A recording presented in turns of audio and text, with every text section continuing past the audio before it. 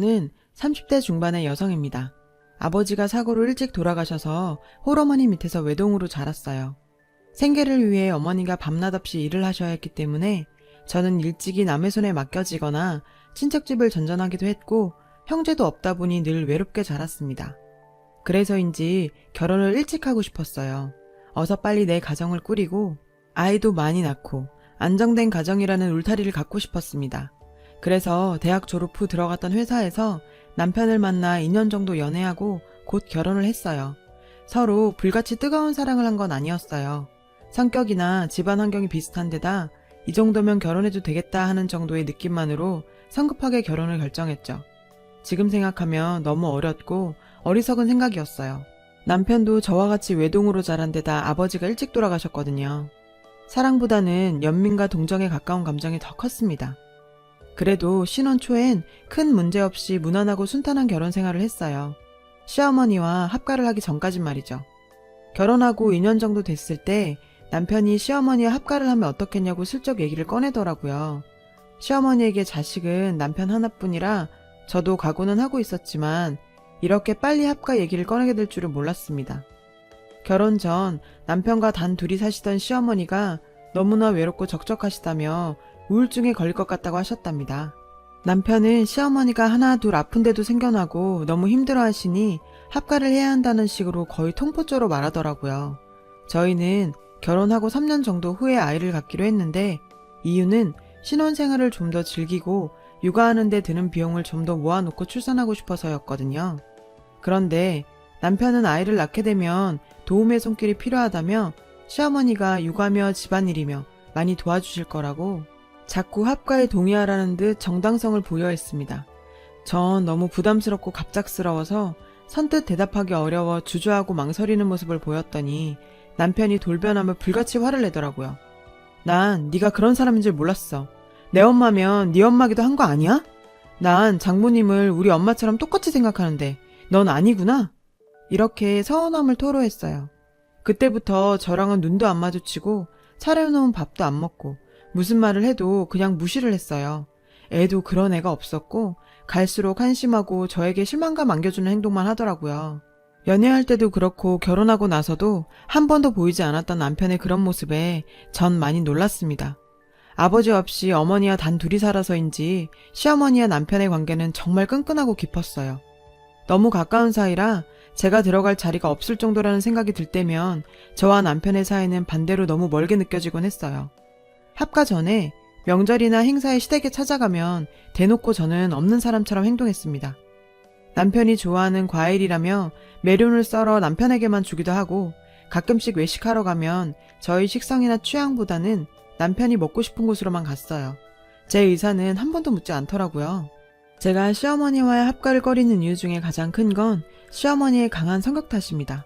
시어머니는 동네에서 유명한 싸움꾼이세요.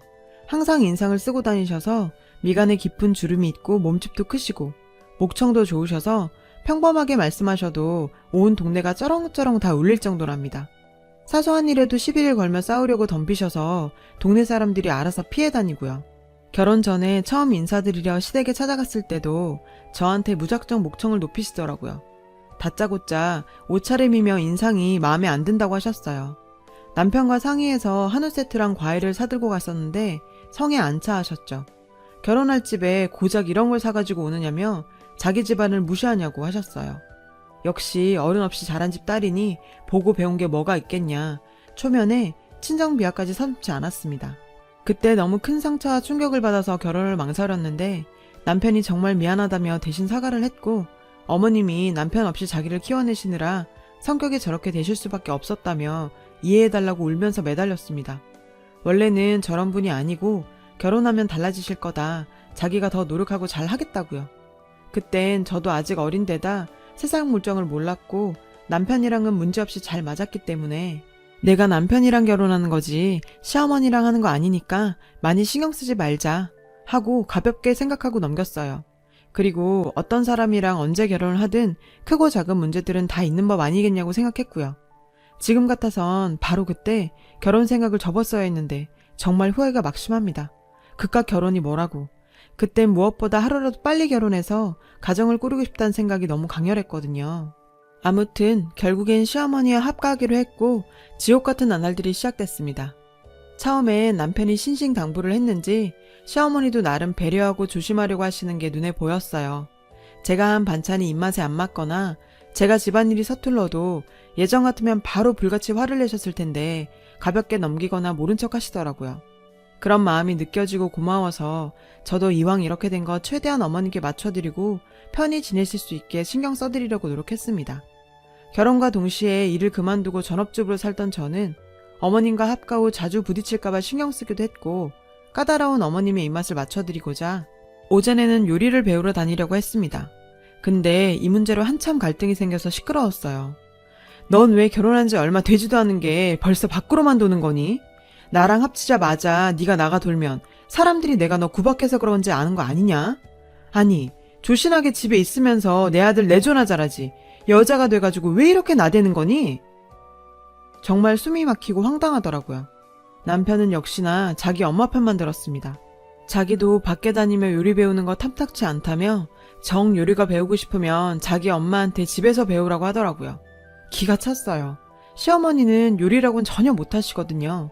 그저 드시고 음식 타박만 할 줄 알지 요리엔 전혀 관심도 재능도 없으시거든요. 정말이지 갈수록 숨이 막히고 힘든 나날들이 이어졌어요. 그러던 어느 날 또 다른 쪽으로 불똥이 튀었어요. 이번에는 시어머니가 저희 아이 문제를 가지고 간섭하며 부담을 주기 시작하는 겁니다. 도대체 너희는 결혼한 지가 언젠데 아직도 애가 없냐? 네가 무슨 큰 문제 있는 거 아니냐? 다른 옆에 애들이 내 옆에서 일부러 손주 자랑하는데 내가 얼마나 속상한 줄 알기나 하니? 하면서요. 그래서 내년 정도 지나면 아이를 가지려고 한다고 조금만 기다려달라고 했더니 네 나이도 적은 거 아닌데 하루라도 빨리 날 생각을 해야지 왜 자꾸 미루기만 하냐고 또 고래고래 동네가 떠나갈 때 소리를 지르시는 겁니다.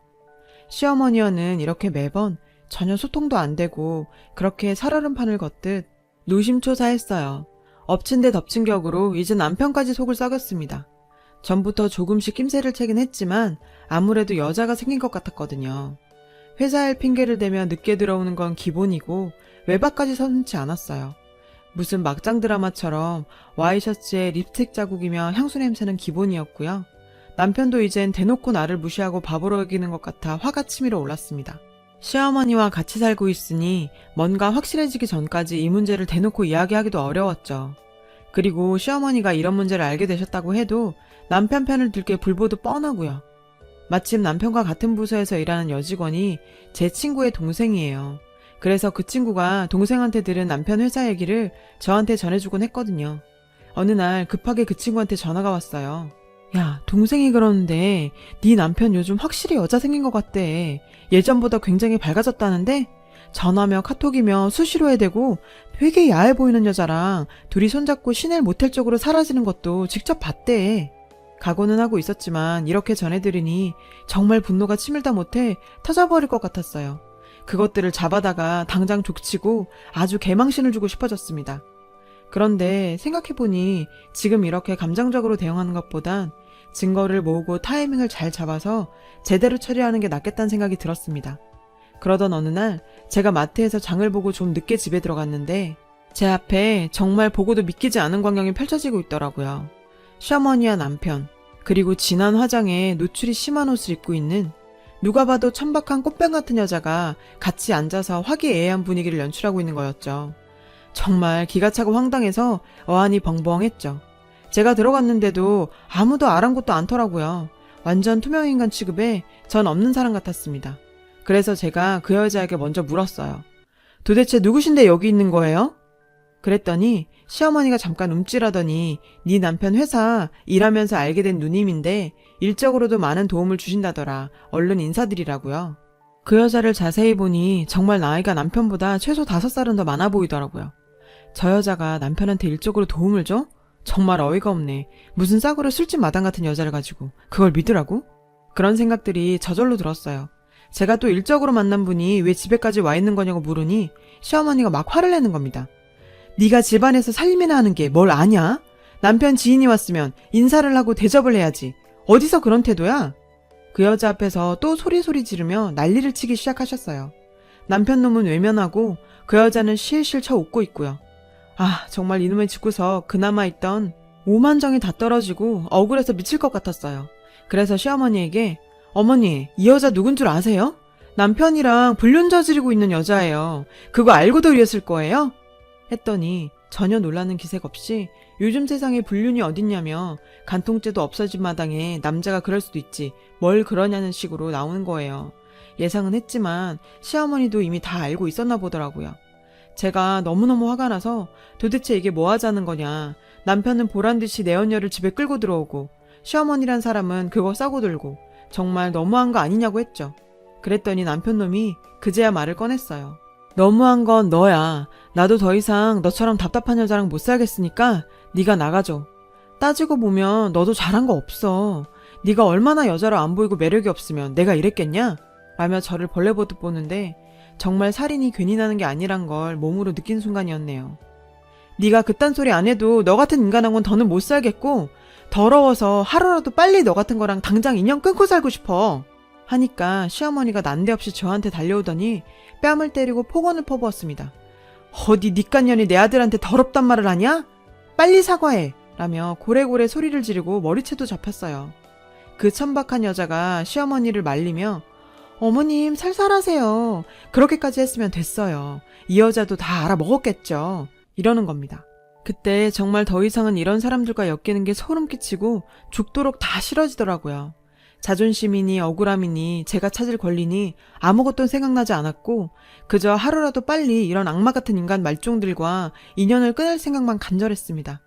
그래도 애가 없는 걸 아주 천운으로 여기면서 바로 합의 이혼하고 그 인간들하고는 완전히 연을 끊었습니다. 제가 남들처럼 아버지도 있고 형제 자매도 있는 든든한 친정이 있었다면 저 인간들이 저랬을까. 제 처지가 너무 한심하고 가여워서 눈물이 났지만 그래도 나만 믿고 나 하나만 행복하게 살길 바라는 친정 엄마가 생각나서 얼른 대차게 내 길 찾아보자 하는 의지가 생겼습니다. 결혼하고 몇 년을 경단녀로 살아왔기에 할 수 있는 일이건 한정적이었고 그마저도 일 구하기가 쉽지 않았어요. 그러다 조리사 자격증도 따고 여기저기 발로 뛰며 알아보던 중에 작은 반찬 가게를 창업했어요. 나라와 여러 단체의 도움도 받고 지인들의 격려 속에서 서서히 가게 운영은 순조로웠고 나중에는 배달까지 하면서 직원이 10명 정도 되는 큰 가게로 성장하게 되었어요. 새벽부터 밤까지 신선하고 좋은 재료를 발로 뛰며 공수했고 레시피 개발과 손님 서비스에도 꼼꼼히 신경을 썼죠. 인터넷을 통한 주문도 받다 보니 어느새 연 매출 억대의 대박 가게가 되었어요. 이혼하고 일을 해보니 내가 사업에 소질이 있구나, 나도 하면 되는구나 하는 자신감이 생겼어요. 친정엄마와 같이 살고 있는데 어머니도 편히 모시게 되어 너무 기쁘답니다. 그러다 친구를 통해 전 남편 얘기를 듣게 됐어요. 전 남편과 그 여자가 결혼을 하고 살다가 그 여자가 집은 물론이고 전 재산을 다 갖고 튀어서 전 남편은 거지신대가 되었다고요. 회사에서도 불륜남이라 은근히 손가락질 받고 그 여자한테 다 뺏긴 뒤론 완전 넋이 나간 채로 살다가 결국 회사에서도 잘렸답니다. 역시나 예상했던 결말이었죠. 그러던 어느 날이었어요. 반찬 가게에 꿈에도 보기 싫은 예전 시어머니가 찾아왔습니다. 정말 무슨 낯짝으로 여길 다 온 건지 누구한테 얘기를 듣고 온 건지 모르겠더라고요. 제 눈치를 살살 보더니 오랜만에 봐서 반갑다며 살갑게 인사를 하더군요. 정말 대단한 사람이구나. 사람이 뻔뻔하게 어쩜 저럴 수 있지? 하는 생각이 들더라고요. 무슨 일로 오셨냐 물으니 어디서 들으니까 네가 장사를 크게 한다고 해서 한번 보고 싶어서 왔다더군요. 그걸 봐서 뭐 하시게요. 전 그쪽 발끝도 보고 싶지 않으니까 다시는 찾아오지 마세요. 라고 매몰차게 얘기했어요. 그랬더니 갑자기 불쌍한 척을 하며 우는 신용을 하며 다가와서 제 손을 잡는 거예요. 소름이 확 끼쳤죠. 이게 뭐 하는 거냐며 손을 잡아 뗐는데 내가 잘못했다. 너같이 착한 며느리를 몰라보고 아주 꼬리가 9개는 달린 여우 같은 년한테 홀리고 속아서 우리가 큰 실수를 했다. 네 남편은 회사도 잘리고 너만 찾으면서 운다. 제발 나를 봐서라도 네 남편 한 번만 만나주면 안 되겠니? 저렇게 계속 두다가 내 잡겠다. 나 걔 잘못되면 못 살아. 너도 알잖니? 뭐라고요? 정말 어이가 없어서 제 남편이요? 말 조심하세요. 제가 당신 볼 게 뭐가 있어서 당신을 봐서 그쪽 아들을 만납니까? 들을 가치도 말할 가치도 없는 말 더 이상 하지 마시고요. 더 이상 남의 영업장 찾아와서 영업방해하지 마세요. 경찰 부를 거예요. 예, 아가, 그러지 말고 내가 무릎이라도 꿇으마. 제발 한 번만 용서해주면 안 되겠니? 우리가 그년한테 흘려서 제정신이 아니었어. 제발 이렇게 빌게. 나를 봐서라도 한 번만 좀 봐주면 안 되겠니? 사람 하나 살리는 셈 치고. 이 여자 아직까지 내가 예전에 바보 같은 그런 여자로 알고 감정에 호소하는 것 같더군요. 손님들이 웅성대고 가게 분위기가 말이 아니었어요. 소리를 더 내면 안 될 것 같아 시모 귀에 대고 얘기했어요. 할머니, 자꾸 여기서 이러시면 곤란해요. 미쳐도 곱게 미치셔야죠. 나가세요. 하면서 직원 2명에게 부탁해서 저 할머니 끌어내달라고 했죠. 그렇게 제 눈앞에서 직원들 손에 질질 끌려 나갔습니다. 그 서슬퍼렀던 모습이 얼마나 초라하고 한심하고 우습던지요. 아주 통쾌했어요. 자기들이 자초한 일, 자기들이 감수해야죠. 일말의 양심이 있다면 여기가 어디라고 찾아와서 저러는 걸까요? 정말 새삼스레 세상엔 별별 인간들이 다 있다는 생각이 들었어요. 긴긴 인생에서 그냥 좋은 경험했다 여기고 전 앞으로의 길만 생각하려고요. 그런 게 정말 진정한 승리인 것 같아요. 제 글 읽어주셔서 감사합니다. 여러분, 사연 댓글에 응원과 현명한 조언 부탁드려요. 좋아요와 구독은 저에게 큰 힘이 됩니다. 오늘도 좋은 일 가득하세요.